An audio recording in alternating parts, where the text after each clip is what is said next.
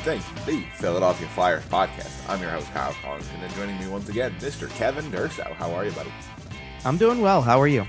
You know, I'm doing all right. It's going to be a little weird, this show. We don't have a whole lot to talk about on the back end of things. I know we've been talking about the front office a lot, the management group a lot. Probably not a whole lot of that this week, honestly. It's been all quiet. Danny Briere is settling into his role as interim general manager. Presumably, the Flyers are talking to other candidates for the president of hockey ops and the general manager jobs. We don't really know a whole lot about that at the moment. And really, all that's left to focus on is the team. So, Kevin, how's the team? I mean, they had a decent week, all things considered, when you think about it. I mean, 3 games that they more or less became heavily involved in. I mean, they had a really good game on Friday. There was no doubt about that. The game on Tuesday against Vegas, they were, it was one that looked like they were out of it by early third period. They did rally back a little bit, so they were in it. And one of those games that it fits the bill of exactly what you want to see against Vegas, because they were out of it, so it felt like, okay, you're getting the desired result, but then they do push back, so at least still getting some effort. Well, you know what it is? It's a game that keeps everybody happy to an extent, because they get no points out of it, so that pleases the draft lottery people. But it's a game that John Tortorella comes away from and says, hey, the effort was good. They had scored more than 2 goals for the first time in forever, it felt like. So, yeah, the dead fish efforts like the Pittsburgh game and even the Tampa game, like, it's just not... It's not good for the roster long term. Like, if any players are going to survive this turnover, and obviously we know some of them will, like, you can't just beat them with a stick every night for 4 years. Like, you got to give them some stuff to root for.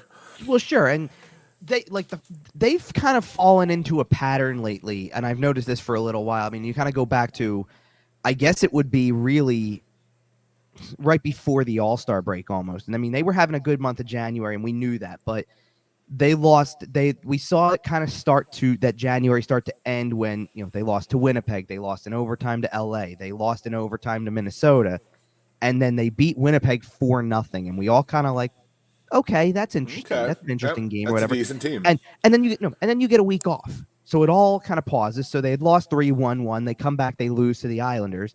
Then they beat Edmonton.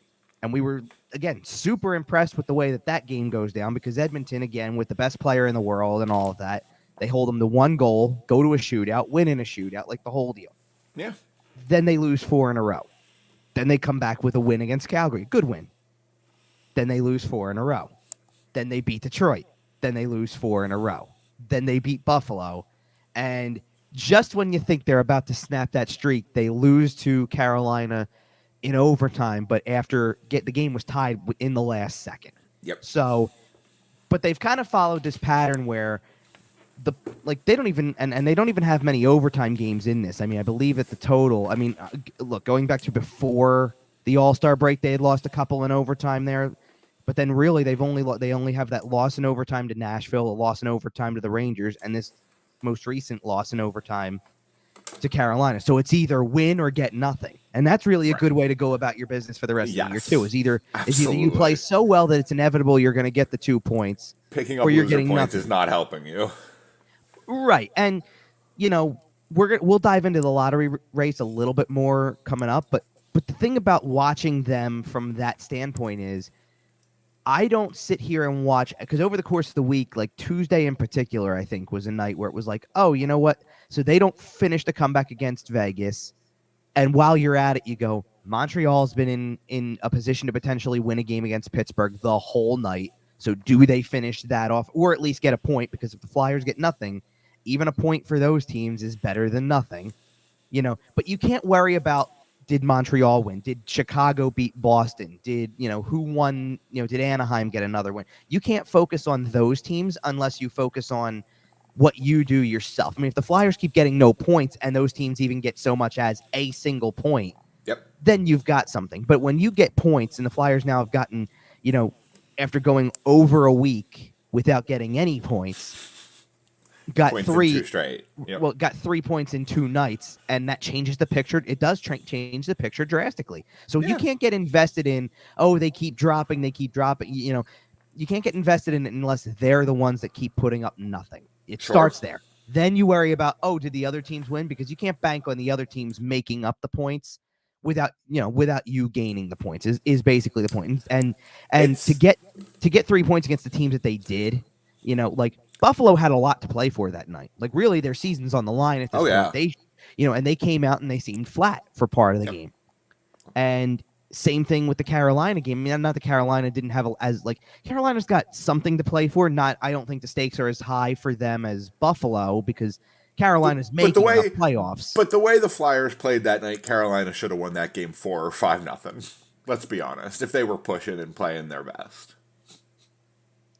I don't want to go so far as to say they should have won 4 or 5-0, but I think that that's what opened the door for the comeback. Like I think the first period started the way that I get where you're going. It was 2-0 after the first period, but from there, I'm not surprised that they got on the board or anything like that, and they were still, they give up a third one, and it's like that really happened over the latter part of the second period. And again, That's what? fair. I'm not even surprised about to me the part where Carolina gets maybe sleepy, maybe gets a little bit.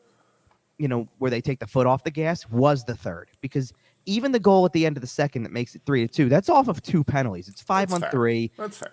And I get it. The power play's been awful all year, but they get the goal at 5-on-3, and you kind of have to eat that one, from the penalties that you take. And it was really in the third period where it's like, all of a sudden, for the better part of 19 minutes, they were not really playing the same level of game that they typically do. Right. Carolina wasn't, so the Flyers were in a position to not only complete the comeback, take the lead, potentially win the thing. And you're talking about a game that unraveled in 7 seconds for them. 7 seconds was left when the penalty gets called. And it's their first penalty of the night, by the way. Right. That's all of a sudden become it's funny. Now the power play has put up, I think now it's been 3 straight games they've scored a power play goal after not scoring forever. The recent power play numbers were something like 3 for 40 going into Tuesday, and now they've got goals in 3 straight games. You want to talk about the penalty kill has been terrible. You want to talk about a big part of the reason of the power play success? Are you gonna How about that guy? He helped it. Yes, there's no question about that. And so if you're watching on our YouTube channel, subscribe to our YouTube channel, by the way, YWT Podcast on YouTube. You'll see our banner that says Owen Tippett had his first career hat trick. And you know what? That's the kind of thing I'm talking about when I talk about teams going on long losing streaks and, the locker room getting down and you got to find things to root for. This is the kind of thing that you can absolutely root for because Owen Tippett had a day for the Buffalo Sabres, or against the Buffalo Sabres. And it's just, it's great for the boys. It's great for the boys. It definitely is, sure. And so, by the way, what I'm just trying to look really quick to confirm what I was saying and whatnot. So they've scored power play goals in 2 straight games, not 3. But okay, I thought maybe they had one against Vegas, but doesn't look like it. But either way, no, Tippett really, we've talked about Owen Tippett a lot, and I do find there's an irony too, because over the weekend, forget just the hat trick portion of it. He had a night against Buffalo, don't get me wrong, but against Carolina, he added 2 more assists. So when you put a 5-point effort over 2 days, back to back, pretty much within the same 24 hours, practically. It was that you're talking about a game that started at 7 and a game that started at 5. And and oh, by the way, it's the same weekend that we're in the building for the game against Buffalo on Friday night. It's March 17th. A year earlier was the last game Claude Giroux ever played as a Flyer. And who did he get traded for? Owen Tippett. Good old Owen Tippett. And it was very much a full circle moment for the year he's had in terms of being part of the future. We didn't really know what to expect when he came here last year, and there was and at that time you got to remember it's a small, it was a small enough sampling to be all right, there's not going to be a lot of time. And he was a guy who had been a little underwhelming at the NHL level at that point. His development had been a little bit stunted, was kind of the word on the street about him. He wasn't quite living up to his potential. Well, here we are a year later, he's got 5 points in 2 nights. Well, the first part of the problem with that statement was that when, in Florida, he never got more than 45 games in a regular season. Right. And the first part of the problem with that was that when you're playing, not even say when you're playing that many games, because I think that first year that he got 45 was the 56 game season. Okay, so that's almost a full season. He actually played close to a full year at the NHL level. But when you're playing for Florida, who was in the position to make the playoffs, and his ice time was not. You're not getting like I think I can see if we can. I'm trying to see if I can't gauge more about what his ice time was over that season potentially. I think I have to go into a little bit more of a detailed view than what I'm looking at the moment to actually get all of that detail. But you get the point. Like, so he wasn't playing that much, and really since I don't want to say since the deadline because they didn't make any significant move at the deadline, but they've been playing like John Tortorella. We've talked about this before. John Tortorella has his favorites. You know, he has his guys that he envisions being something, and he has guys who he kind of pushes to the side a little bit more and isn't afraid to do the tough love approach on them, you know, kind of thing. And Tippett has been one of those guys that as the year has gone on, the minutes have grown and things like that. I mean, the other night, and I can just look at his last 5 games here or whatever, you know, you got 2 Carolina. It's actually funny because the game against Buffalo, and I can only assume that this has to do with where the score went later. He only played 16 minutes and 45 seconds against Buffalo. But I think that was because as the game got out of hand, they didn't need to play him. Right. And he rolled the fourth line way more. But like look at a game against Vegas where they're down for most of the game. They're trying to push in the third period. He played 22 minutes and 22 seconds. Like that's the level of trust that Tortorella has in Tippett now that he's getting 21, 22 minutes a night. Is Owen Tippett your best forward right now? With Travis Konechny out, yes. Right. Okay. Yeah, and I think that's... And I think people act that way, if to be honest. Like, the rest of the room acts that way. Tortorella acts that way, because Tortorella had said... I had asked Tortorella after the game that they played against the Rangers about Tippett, and this kind of goes hand in hand with the Buffalo game, because his answer on Tippett was, not only... Like, he gets the 1 goal against the Rangers, and he could have had 1 or 2 more if he hits the net. Right. And... And this is where it's going at. Like, but his answer was interesting because it's not about having 1 or 2 more if he just hits the net. His answer had to do with he's constantly looking at me to go back out. That's really telling for a player in terms of I want to be out there and playing the 20, 21, 22 minutes a night. I don't want to be, like I'm gonna pull up his his bigger game log at this point. And and this goes back even for they've been able to manage his ice time a little bit better, not overdo it, but. He played against the Rangers that night. And again, remember something about these handful of games that I'm going to read off because this was around the trade deadline, and they played with 11 forwards for a little while. Yes. When they were doing 11-7, somebody's got to get extra ice time. So against the Rangers on March 1st, he played 27 minutes and 40 seconds. I do remember that. And then the next game they played Detroit.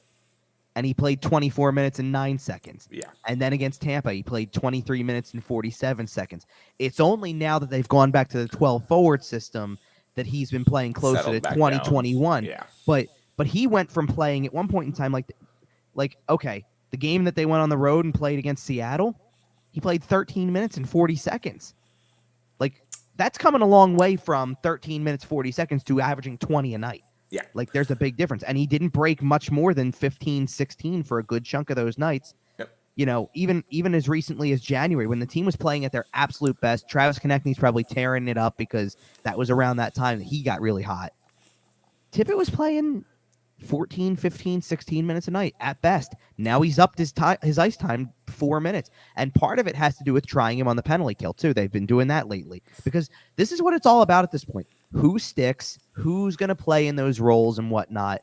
And I think that more and more Tippett's become that level of player and the goals are coming and you see now he's got a round number to his name at this point. 20, he's at 21 obviously, but 20 is a round number. He's a 20 goal scorer. Right. And we knew we felt that coming, but all of a sudden because he did it in one game, he went from 18 to 21 in one game and there's still you're down to under 15 now, but I believe it's 14 games to go or 13 games to go. 25, certainly not out of the question. Exactly. Yep. Especially if he's going to get 20 minutes a night, and especially if you're going to play teams that he can potentially score against. Well, and the thing about Owen Tippett has always been what's always been the number one thing you notice about his game. Well, I think that there's a couple things. But it's the shot. It's the Right. shot. His shot is the most advertised thing, but the weird thing is that, I mean, like, yes, it was on full display against Buffalo, but he scored a lot of goals where it's not necessarily the number one thing. Right. But what I'm saying is his talent profile, the big bold headline says this kid shoots absolute piss missiles. That is his headline. And It is. what we're seeing now is him rounding out his game. He's picking up minutes on the penalty kill. He's starting to play a better, team game. He's scoring the dirty goals. He's getting involved in all aspects of the game. He is rounding out, like, okay, it's a little early to call him a superstar, but Owen Tippett is starting to look like he could be a star in this league. He's looking like a guy who, and I'm willing to amend some things that I've said about him over the course of the year, because one of the things I'd said was that, I had said earlier in the year, he was the type of player that you'd love on a contending team to stick on your third line, because when you get a guy like that behind the true top superstars, like, and I'm just picking because it's the first team off the top of my head, Edmonton. If you're going to play behind but if you're going to play behind McDavid, Draisaitl level players, and still be able to give you 20 a year by playing lesser role, lesser minutes, maybe the dirtier minutes, because you're going to sit McDavid for maybe not penalty kill, but you know what I mean. Like, and they've tried everybody on planet Earth on Connor's wing.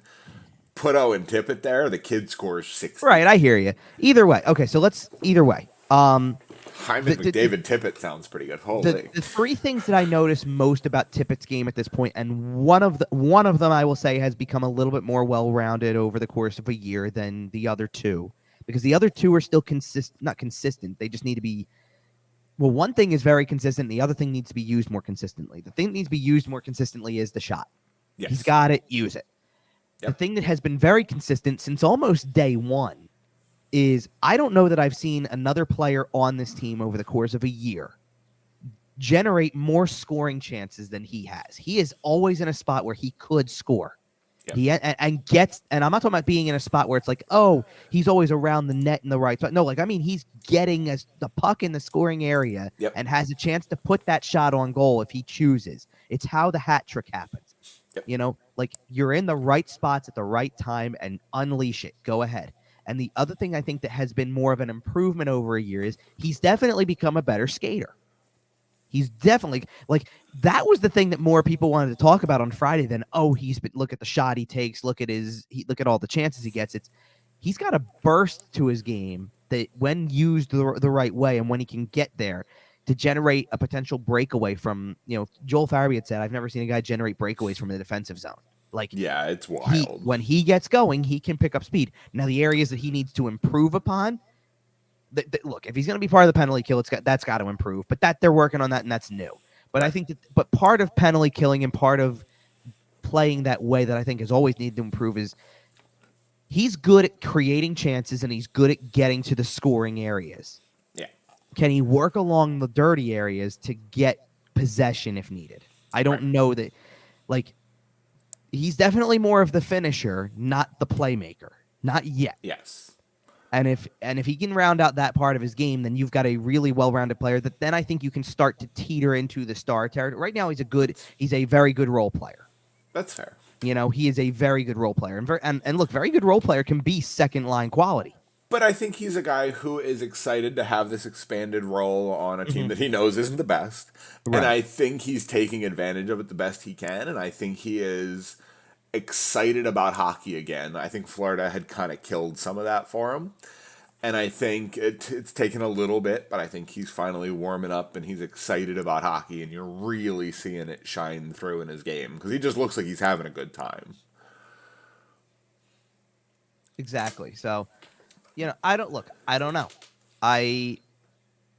We'll see where it goes. He's still got development to do, but this was encouraging, and this was maybe the most encouraging thing too. Is if we go back far enough. I mean, it was when Travis Konechny came out of the lineup. It was right after the Calgary game, so they were wrapping up a road trip. They had that one bad weekend with the Montreal game and the New Jersey game. And then came that Ranger game. He plays 27 minutes, and that's where it becomes he's looking at me constantly. Well, since he's been looking at you constantly, he's been the number one player on the team. Yep. I mean, in every way, shape, and form. I mean, from if I go back and look at his game log from that point, um, and it's not always point production. Like, he had a goal against the Rangers. He didn't score against Detroit, even though they won the game. He had an assist against Tampa Bay. They had lost. The whole team got shut out against Carolina the first time around on the road, so nobody gets points. Nobody had a great game against Pittsburgh. He didn't have the best game against Vegas, even though the team chipped away. But then you've got the last two, and like, it's coming along. And even the first two games after Konechny went out of the lineup, he scored 2 goals in 2 straight games. So he's got 6 goals and now 3 assists since Konechny was out of the lineup. And let's be clear, the reason why he's only got 6 goals and 3 assists is not because of a lack of chances. Like, against Vegas, he had a ton of chances. It's the fact that, over the course of a handful of those games, he had 2 shutouts in there. You've got another couple of games where they barely were able to score more than 2 goals. Like, when the whole team isn't scoring, he's not going to carry the team, and that's the difference. Like, he's not gonna carry the team by himself. I don't know that he'll ever be, and I don't even know if he'll ever be that player. It's too early to tell. But what he can do is be a very good supplemental offensive piece that now very clearly can give you 20 a year pretty easily, because we're at 65 games in, 66 games in. We're talking when he's reaching that mark. Yeah. So he can give you 20 in about 65 to 70 games. So what can he do in the final 11, 12 that you go, all right, maybe 25 is not out of the question. For sure. And with more consistency and more ice time, he can be a player who can get you 25 much more consistently, maybe even teeter into the 30 range if he really starts putting up. But, like, there was a big difference. Like, he went from, I remember having a discussion at Tuesday's game about how he ended up with, I think, 3 shots on goal that night, but something like 10 attempts. Missing the net, having the shot blocked, whatever the case may be, right? You can't miss the net 70% of the time and expect to be a top offensive player if you're taking that many shot attempts. Full-blown Mighty Ducks Fulton style, 1 out of 5. Almost, yeah. No, and do you know what he does the next night when he had the hat trick? 7 shots on goal, 9 attempts. That's more Much like better. it. That's going to produce multi-goal games. That's going to get you noticed around the league. So it really is, to be honest, it really does come down to accuracy with him to an extent, because he gets enough chances he can score that many goals. Right. He gets enough chances.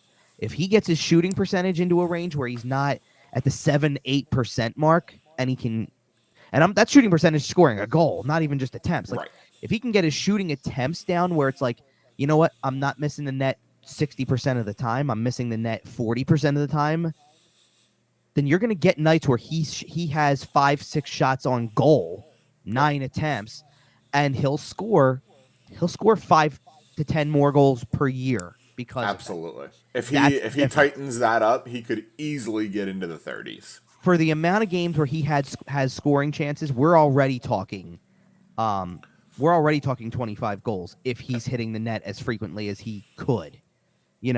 But even down to, like, we started to see this. He had, in 21 games last year after the trade, he had 4 goals and 7 points. But really, the 4 goals is the big number I want to circle, because, again, he got so many chances that if he had either hit the net or consistently scored, he could have had 7 or 8 in those first 21 games. And that's fair. And brought his season total last year from 10 to 14, 15. It was distinctly possible, and that's the difference. He's not a guy who is going to, he's not a defensive darling or anything like that. And he doesn't take a lot of penalties. Like, he's got 14 penalty minutes all year in 64 games. And he had 12 last year in, what do I got? 63. So it's about the same mark. Like, he doesn't take penalties. That's fair. So if he can That's clean what up, you want to say. but if he can clean up the defensive part of his game, then you've got something. Yeah. And, and clean up his defensive game and be more of a hard worker. But he was, he's at least starting to draw closer, especially when you consider big picture overall, the way that the 2017 draft was. He's starting to look like a player who fits kind of where he was taken. Okay. Because he was taken 10th overall. And that, when you consider some of the other players, that sounds about right. Like, it sounds about right, does it not?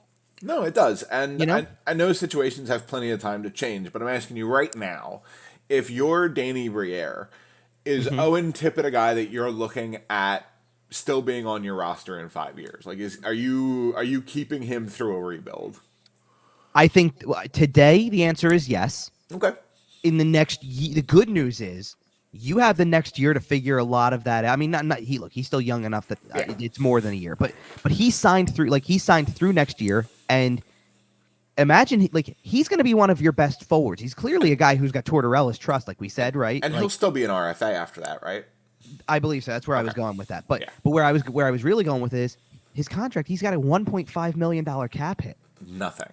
Nothing. which is exactly what we thought going into this year when he signed that contract to begin with, which And was and if he is a 30-goal scorer and you're not going to keep him, you're trading him at next deadline. He's an RFA making $1.5 million.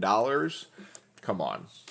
all right. I'm gonna Anyway. I'm gonna bring something up really quick to put a bow on it because I just told you what year he came out of, right? Yeah. What draft year he came out of, and we all know what draft year that is, right? It's Nolan Patrick, correct? Yeah. Okay. So Okay. just hypothetically speaking, just straight off the cuff here with this, how many career games played do you think that both of those players have? That Nolan Patrick has and Owen Tippett has? This is gonna. Look. This is player A, player B without the mystery. Yeah, this is not okay. just These how many- numbers how might many be do you- horrible. Take a guess. Nolan, Okay, how many does Nolan Nolan Patrick 180, Okay. Owen Tippett 320. Okay. You're much closer. Nowhere close. No. You're much closer on Nolan Patrick. Okay. Ironically, the number that you gave for Nolan Patrick is almost identical to Owen Tippett's. That's funny. Owen Tippett has 179 career games played. That's funny. Nolan Patrick has 222, even though he didn't More? play. Really? Okay. Well, it's the career path. Tippett did not come into the league. You're right. I mean, Patrick walked right in. I shouldn't say that. Tippett came into the league and played 7 games straight out of the draft, Yep.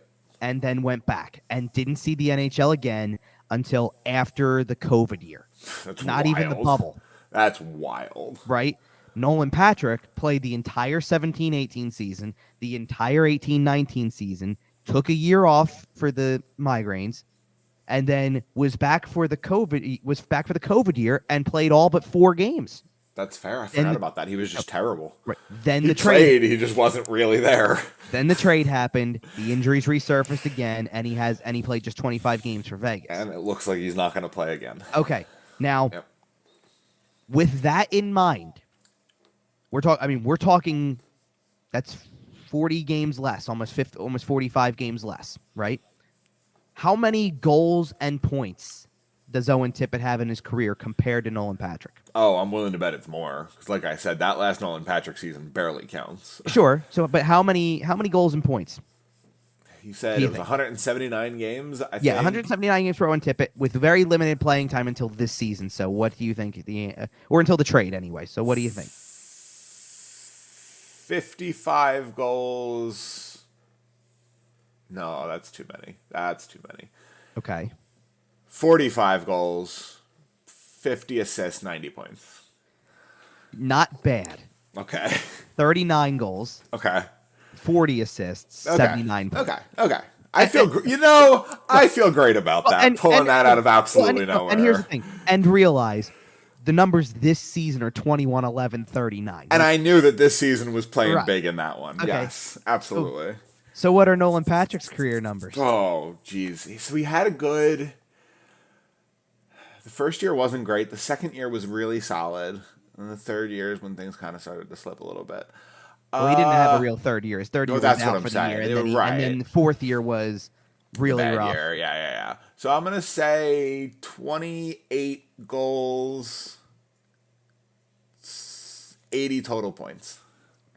Not bad. That's the best one you've had yet. What you said? Oh, I watched Nolan Patrick's career. I know. I didn't You really said watch 20 Owen Tippett's career. I I hear said you. 28 and 80. Okay. You are 3 points over Okay. and 4 goals short. Okay. 32-77. 32-77. You But- know, listen. Okay, but here's the reason why I want to bring that up. Okay, because first of all, now Tippett has more points. I get okay, fine, I get that. But the goal total at 32 for a career from the Yep. second overall pick that everybody was talking about, no, is almost what Tippett has this year. Shut up. Tippett's at 21. No, but So is Owen the Claude Giroux trade the best thing Chuck Fletcher ever did in Philadelphia? it's not bad. With the first round pick on it too? Come on. Right. Well, and even bigger than that is, and listen, it's actually interesting because everybody was really disappointed about the fact that that wasn't a pick in this year's draft. Fair. And here's the thing. The only thing that pick in this year's draft was really potentially going to do for you was maybe allow you to package something to move further if you wanted to. And I think teams are going to be very hard to... It's going to be hard to move teams off of picks. Yeah. Yes. At this moment, and nobody's moving anything before the lottery at this point. It's just not happening. Well, sure. At this given moment, Florida is right there in the playoff race, which means that pick this year is going to be latter half of the league again. Yep. But Florida was not very good early in the year. Like, they struggled.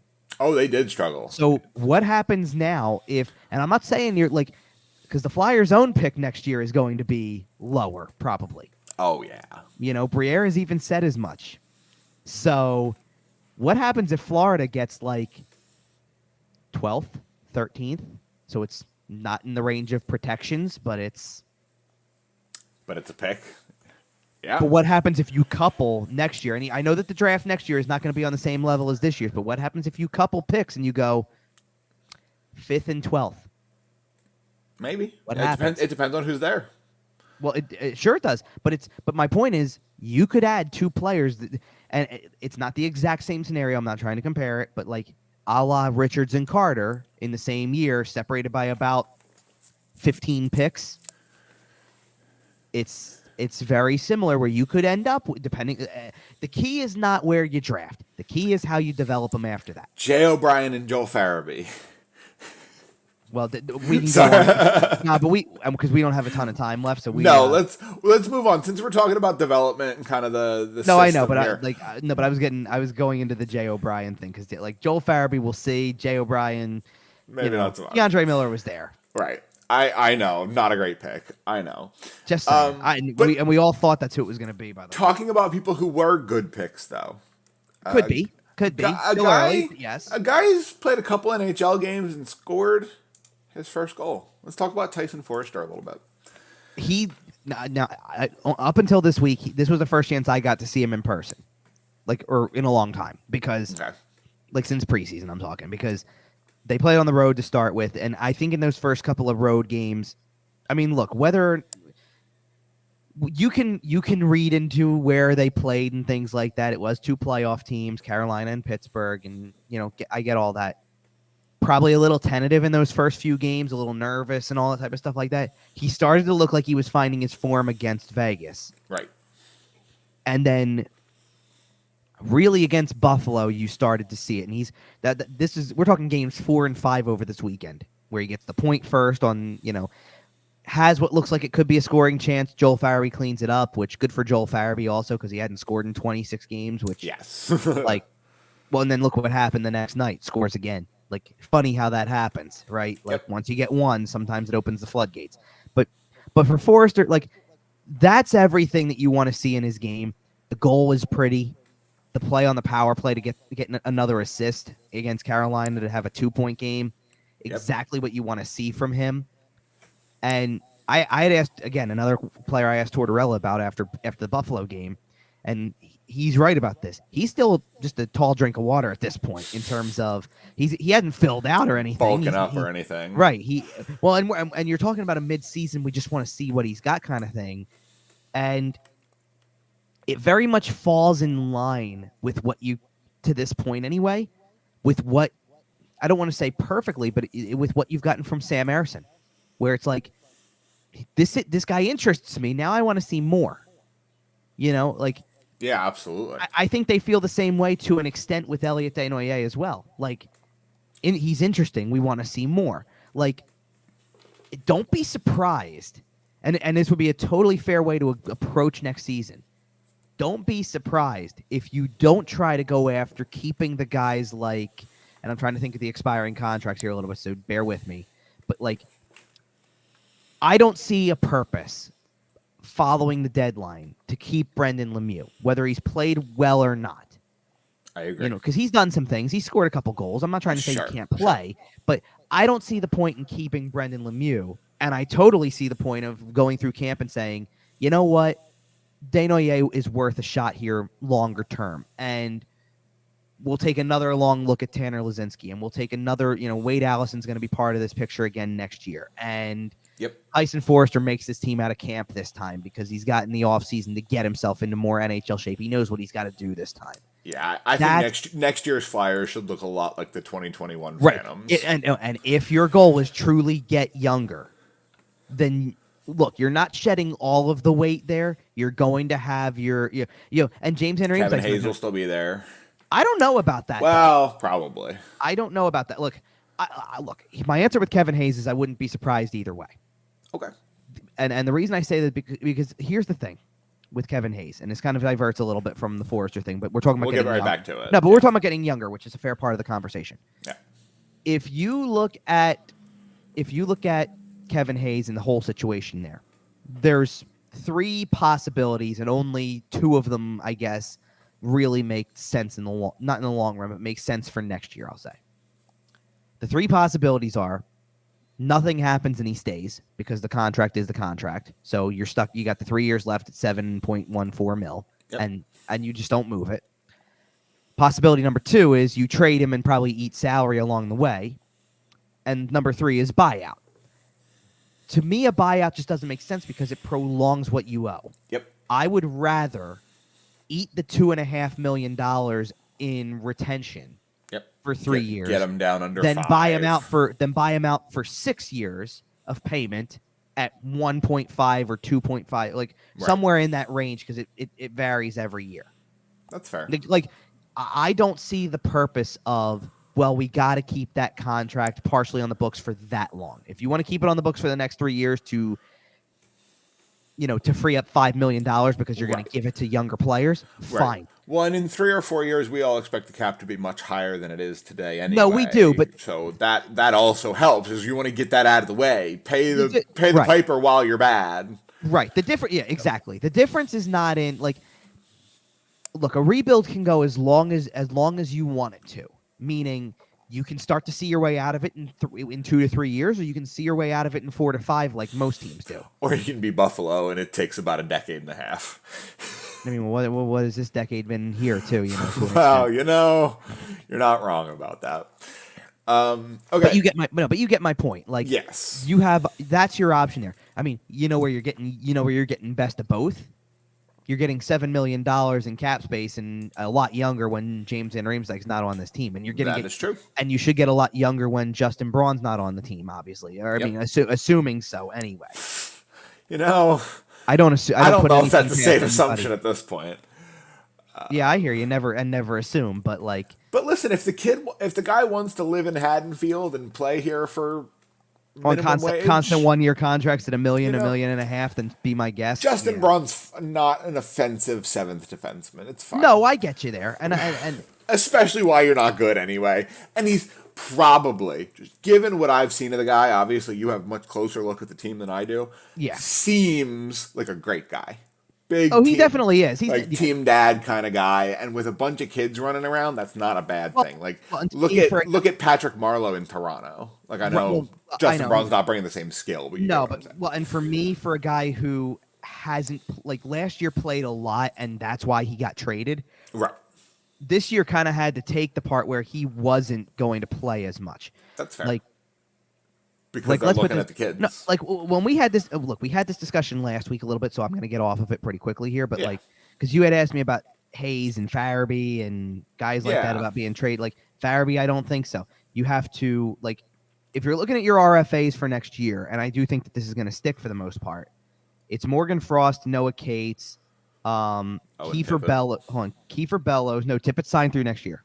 Oh, I think you said next year. I'm sorry. Okay. No. This is this offseason. Your RFA is this offseason. Okay, yes, this offseason. So it's Frost, Cates, Bellows. Brendan Lemieux is a UFA, and that is it among forwards. Frost and Cates are the only one I'm worried about there. And then defensively, Cam York is an RFA, Justin Braun's a UFA, and I believe that's it. So Cam York's your only real... Right. And see, here's the thing. You want to keep the dad figure in place among your defensive group, then it's going to be Nick Seeler. Because Nick Seeler is 29 years old, makes under $1 million, and he'll play 6 defensemen for the whole year. That's fair. Fine. Whatever. You know what? Like, now I don't... I've really come around on Nick Seeler, to be honest. I know I wasn't the biggest fan when he came here, and he's really won me over. He's got some skill. Well, and here's the answer for Seeler. You play him all year next year like you did this year. If there was a market for him this year, there will be a market for him next year where you can get that mid to late round pick just for a guy who makes less than $1 million. Do it, Yep. Like, absolutely do it. But everybody else is, like, in question. Now, don't forget, you got Tony DeAngelo with $5 million on for 1 year. No, but because it's 1 year, that's another contract you can play with in the trade. I hope so. Well, I just don't know. There's still not a lot about it that makes sense. I mean, let's not forget also, by the way, that he absolutely got walked on that overtime goal. Yeah, he did. By Aho, which, All right, we are bumping up against a little bit of a time constraint here. I do want to touch on one more thing before we get out of here. No. We'll get off of that. The Flyers currently have the 6th best odds at the first overall pick today as we sit here on Sunday morning recording. Yes. So Connor Bedard is coming up to the end of his WHL season. Have you seen his stats recently? Not recently, because the Flyers have been very busy lately, and he has played 54 games. Yep. How many goals do you think he has? Oh, now this is for the. Oh yeah, you're quizzing me. I'm quizzing you. That's fine. Well, he was already north of, like, big numbers as it is, so I'm gonna say he has. How many games you say? 54. 54. He's close to a goal per game player, so I'll say 50. And how many assists do you think he has? He's definitely north of 100 points by now, because he's nearly a 2-point per game player. So I'm going to sit there and say that I'll say that he has 58 assists. He's got 108 points. Okay. Hey, Kevin. Oh, it's way more than that, isn't it? He has 69 goals and 70 assists for 139 points. I haven't been paying attention for a little while, okay? And, like, the season's almost over. His end of season projection in 57 games is 147. He's got 69 goals in 54 games. I do want to look at something really quick. How did any team win a hockey game this year? I hear you. All right, so how many total points did you say? 139 right now. In 54 games. That's junior level, so I get it. This is an interesting conversation. Because there's a lot of discussion about Bedard in the future and Connor McDavid and who's going to be the better player. I saw a graphic recently. They had a very similar number of points. Yes. Connor McDavid was much more even. Connor Bedard was much more goal skewed. Okay, which is fair. Yep. First of all, it's not that far. Now McDavid's played more games, obviously, but you got to factor in, like, Bedard's at least in for somewhat of a rude awakening when he gets to the NHL because it's not the WHL. That's fair. You know what I mean? Like, it's a jump from junior to pros when you're playing. Like, what's impressive about Bedard is that he's playing, like, it's his age level among the age level that the WHL usually is. We're not talking about this kind of performance. McDavid's draft year, he had 44, 76, 120 points in 47 games. So fewer games. So he played way less because didn't he? But the point totals track out about the same. Well, didn't he in that year play more not junior time, but like world junior time? Because at his age in his draft year, he would have been playing world juniors traditional plus he played the under Olympics. 18. No, it was the under 18s. You're right. It wasn't the Olympics. Well, no, but he plays both. He would play the under 18s and the under 20s because they put him with the typical world junior team with the overagers. No, that was 2014-15. He played in the Olympics. Probably, yeah. Yeah, because there was no NHL players there. I remember him playing. He was still an amateur, so he could play. Yeah. But, all right, either way. No, the point I was making is that there's a rude awakening coming at the NHL level to an extent. Like, you don't just put up... Maybe. Like, well, Connor McDavid walked right in. No, I don't mean that he's not going to produce. Okay. Like, the kid's probably got, like, I wouldn't be shocked if the kid's got a 40-goal, like, okay, right. McDavid... If he stays healthy, right. But we know McDavid got hurt right away. If Brandon Manning's not there to break his collarbone. Okay, but let's go with his first full season, okay? 30 goals, 100 points, dead even, right on the button. That's doable for Bedard in year one. But it Right. didn't, like, McDavid didn't hit 40 goals until the second full season and only got to 41.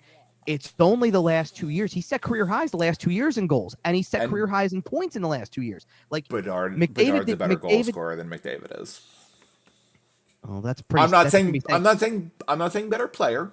No. But I'm saying that's going to be saying something then for a guy who's got 58 goals at the NHL level, who's going to hit 60. Looks like he might hit 70. Yeah, I mean, he is pretty much the offense at this point. But it's insane. Connor McDavid is stupid. But in terms of putting a bow on the show and the lottery talk, let's be real about something right off the bat today. I'm not talking about it whenever our next show is. I'm not talking about it in the last couple shows of the season when we wrap things up. I'm not talking about it because it's not going to happen. They're not falling to the lowest odds or the best odds. No, definitely not. They're not falling 13 points to Columbus, and at this point, I would even go far like they're not falling 10 points to San Jose's level. No. I will give them the possibility of falling to Chicago's level because Chicago has been better, and there is still that last game of the year. That's fair. That's the only thing that's going to be some ugly hockey. But otherwise, I mean, Anaheim has pulled back to within, realistically, 5 at one point. It's 6 right now, but 5. And Montreal is within 2. And at one point, Montreal was ahead of them. Montreal's lost a few games, and the 3 points the Flyers got changed that picture around drastically. Yep. But I think that they could look. I don't even know if they could climb the 3 points that they need to pass Arizona, Vancouver, St. Louis at this point. So I think that you're focused in on where Montreal is first and foremost. Anaheim and Chicago still have an outside shot, but the 3 points this weekend makes it look a lot less likely. Realistically, you're hoping I think their best for the top 5. I think their best odds are that they finish 5th best with the fifth best odds. And honestly, that puts you right in position to win a lottery spot. Number 5 wins all the time. You've got a chance for a lot. Yep. You've got a chance for a lot of stuff in 5th, and good and bad. Yep. In 5th, you've got a chance double to drop jumped. Right, you can drop as low as 7th. You could catch a break and finish 1st or 2nd. I mean, look, the ideal position, since they won't finish 1st in this case, would be 3rd, because 3rd means you're guaranteed a top 5. That's fair. And I think your odds are over 20. Like I think it's 23% to get one of the top 2. It's at least 40, or it's 40. It's at least 70%, I think, to stay in the top 4, where there's more talk of generational talent than there is. Yeah, there's a couple names there: Fantilli, Leo Carlson, Matvei Michkov. Nobody should be disappointed. For as much as we talk about Bedard, nobody should be disappointed if they win one of the 2 draws. Even the top 4, like you said, there are 4 good players. There's 3 really good players in this draft, and Connor Bedard. No. The reason I was pulling back on this because we can't even talk about 3rd place. That's fair. Fantilli is really a solid second. You're right. You're going off of Bedard, Fantilli, and if you win one of the 2 polls, and then flip a coin between Michkov and Carlson. Yeah. Well, there's a lot of talk about Michkov being, further down, slipping. Well, no, falling a little bit because of the 3 years that it's going to take for him to get there. That's fair. But if you're a team like the Flyers who shouldn't care about that, that's the problem. Is you bring in a player like, a high-end player, and he just makes you too good. But either way, we'll figure that out next week. We will be back next week. Should be a lot of fun. Before we get out of here, follow us on Facebook or follow us on Twitter at YWT Podcast. Follow Kevin at Kevin_Durso. Find us everywhere you find your shows: Facebook, Instagram, Podbean, iTunes, Google Podcasts, Spotify, SportsTalkPhilly.com. Find us everywhere. Subscribe to our YouTube channel. Hit the like button over there. And we'll be back next week. See you later.